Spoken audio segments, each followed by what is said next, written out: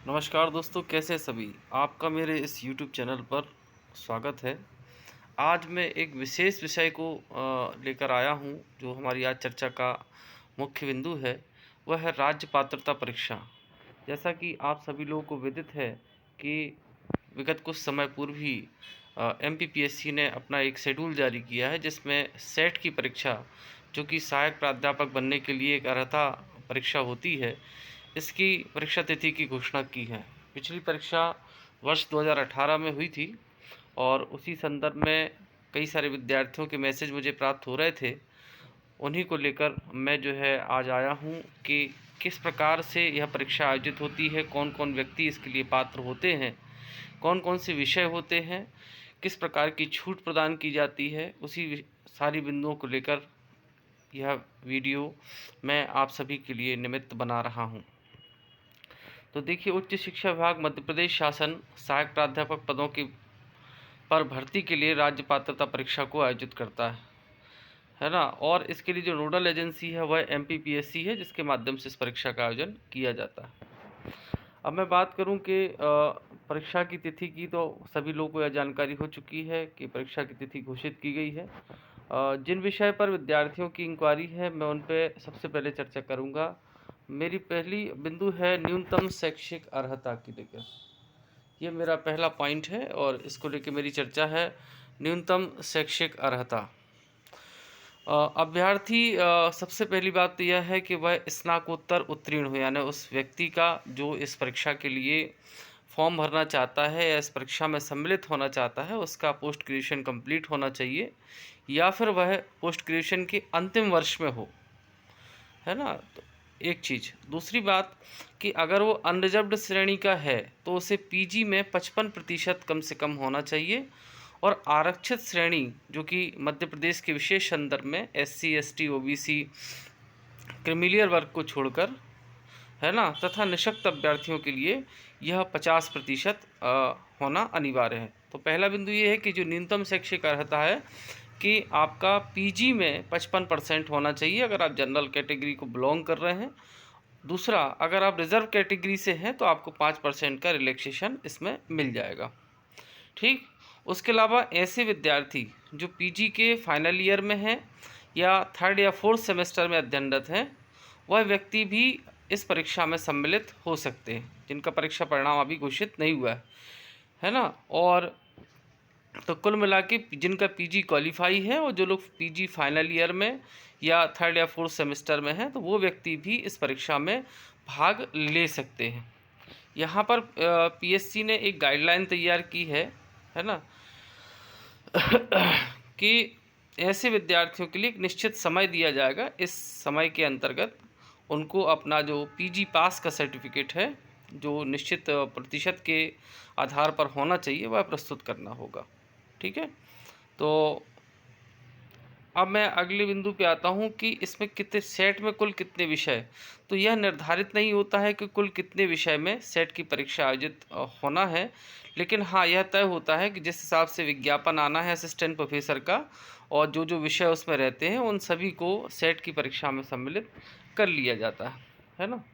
तो ये सारी बातें। दूसरी बात जो है कि कौन कौन सी यूनिवर्सिटीज़ जो हैं वो मतलब मान्य हैं, तो इसके लिए UGC नेट का एक गाइडलाइन है जुलाई 2018 का।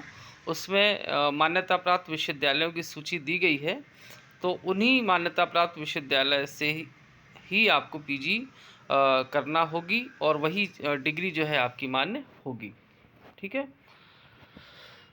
अब बात करता हूँ कि अनर्हता की, कौन लोग जो है इसमें पात्र नहीं होंगे।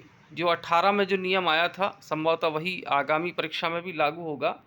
मध्य प्रदेश शासन ने जो परीक्षा आयोजित की थी 2017 में सेट की, है ना, और अब 18 में जो हो चुकी है, तो दोनों परीक्षाओं में अगर आप पास हो चुके हैं और UGC नेट की परीक्षा भी आप क्वालिफाई हैं, तो उन जो विद्यार्थी हैं उनके लिए आवेदन ना करने की इसमें सलाह दी गई है, और उन्हें प्रमाण पत्र नहीं दिया जाएगा, ऐसी एक चेतावनी भी आयोग ने पिछले विज्ञापन में दी थी। अब मैं अगली बात करूं कि इस परीक्षा की योजना क्या है, किस प्रकार से यह परीक्षा आयोजित होती है। तो राज्य पात्रता परीक्षा में 2 प्रश्न पत्र जो है आपके सम्मुख प्रस्तुत होंगे। पहला प्रश्न पत्र जो अनिवार्य है, जो सभी विद्यार्थियों के लिए करना होगा। दूसरा जो है ऐच्छिक या वैकल्पिक विषय होता है जिससे आपका पोस्ट ग्रेजुएशन कंप्लीट हुआ है। सामान्य ज्ञान या जो अनिवार्य प्रश्न पत्र है जिसे हम जनरल अवेयरनेस कहते हैं, शिक्षण एवं शोध अभियोग्यता, टीचिंग एंड रिसर्च एप्टीट्यूड, जो कि वस्तुनिष्ठ प्रकार का यानी एमसीक्यूज टाइप का एक प्रश्न पत्र होगा, जिसमें कुल 50 प्रश्न होंगे। अभ्यर्थी को सभी प्रश्न हल करना अनिवार्य होंगे और प्रत्येक प्रश्न 2 अंकों का होगा। प्रथम प्रश्न पत्र कुल 100 अंकों का होगा और परीक्षा की अवधि 1.5 घंटे होगी। वहीं अगर हम दूसरी प्रश्न पत्र की बात करें, जो कि ऐच्छिक या वैकल्पिक वाला है, जिसमें आपका पीजी होना अनिवार्य है, उसमें कुल 100 प्रश्न होंगे और प्रत्येक प्रश्न 2 अंकों का होगा। प्रश्न पत्र पाठ्यक्रम पूर्णतः वस्तुनिष्ठ यानी ऑब्जेक्टिव टाइप होगा, जिसमें आपको मल्टीपल चॉइस क्वेश्चन या बहुविकल्पीय प्रश्न जो है सम्मिलित होंगे। परीक्षा अवधि 2 घंटे निश्चित की गई है ना। यहाँ पे एक नोट भी आयोग ने जारी किया था कि यूजीसी द्वारा द्वितीय एवं तृतीय प्रश्न पत्र के संपूर्ण पाठ्यक्रम का विलय कर दिया गया है ना। यानी कुल मिला के आपको 2 प्रश्न पत्र देना है। पहला अनिवार्य प्रश्न पत्र है और दूसरा जो है वह आपका ऐच्छिक या जिसे हम वैकल्पिक कहते हैं वो वाला। तो पहला ये हो गया 100 अंकों का, जिसमें 50 प्रश्न पूछे जाएंगे और ये 1.5 घंटे का होगा।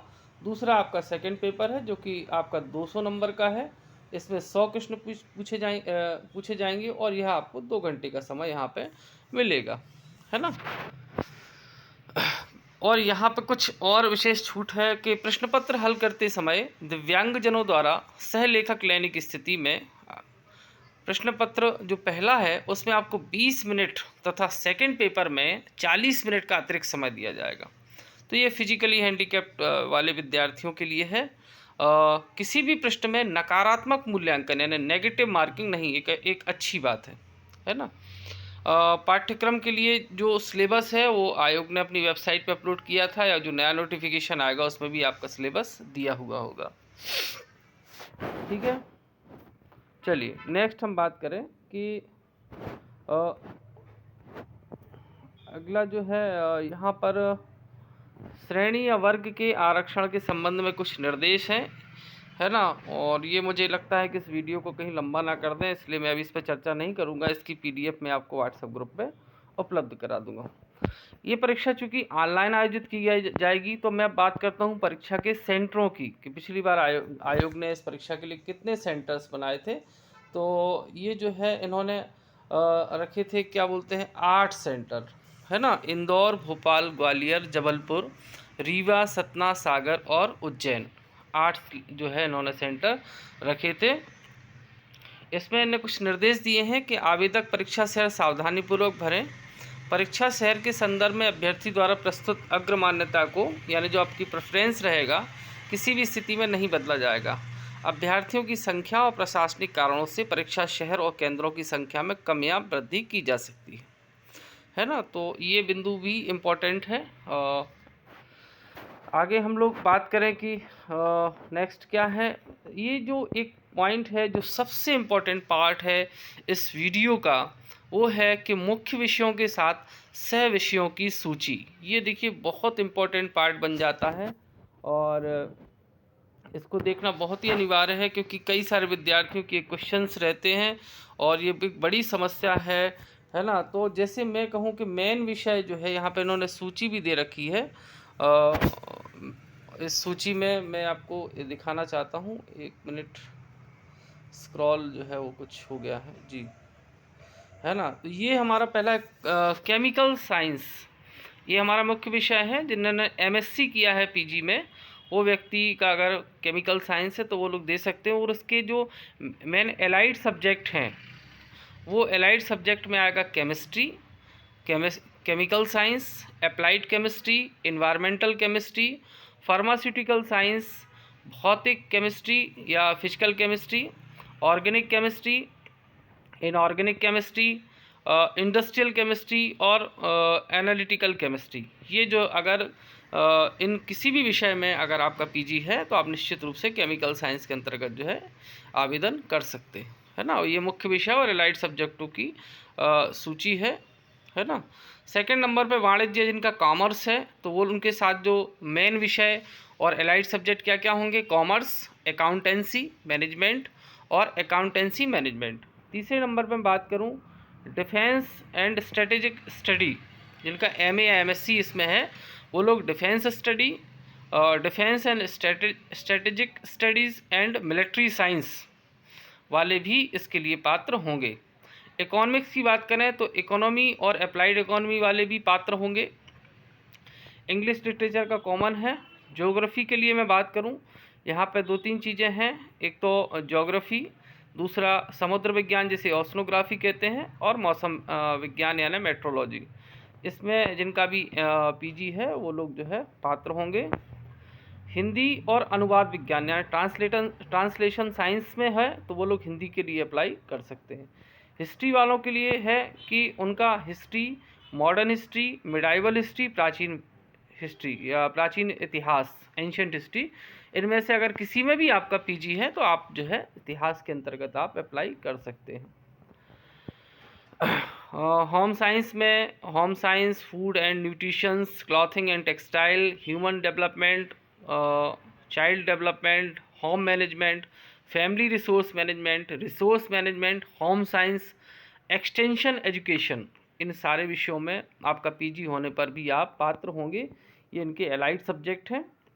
लाइफ साइंस में बात करें botany, zoology, microbiology, life science, biotechnology, biochemistry, virology, bio informatics, bio science, forestry, genetics, industrial microbiology, genetics engineering, fisheries, aquaculture, है ना, सरोवर विज्ञान, कीट विज्ञान, एंटोमोलॉजी, ये सारी चीज़ें इसमें रहेंगी। और भी विषय हैं जिनके विषय मैं बात करूं, मैथमेटिकल साइंस में maths, statics, applied mathematics, computational mathematics, industrial maths, engineering maths, mathematical science, MSc या एमए इनमें होना चाहिए। संगीत में एमए, दर्शन शास्त्र, उसके बाद फिजिक्स की मैं बात करूं जिनका फिजिक्स में एमएससी है वो लोग physics, physical science, astrophysics, applied physics और मटेरियल साइंस से करने वाले भी पात्र होंगे। पॉलिटिकल साइंस, संस्कृत, समाजशास्त्र और उर्दू, ये 19 थे पिछली बार, हो सकता है इस बार संख्या ज़्यादा हो, लेकिन एक बड़ा पार्ट है और इसका मैं पीडीएफ आपको उपलब्ध करा दूंगा तो आप लोग और अच्छे से इसको देख सकते हैं।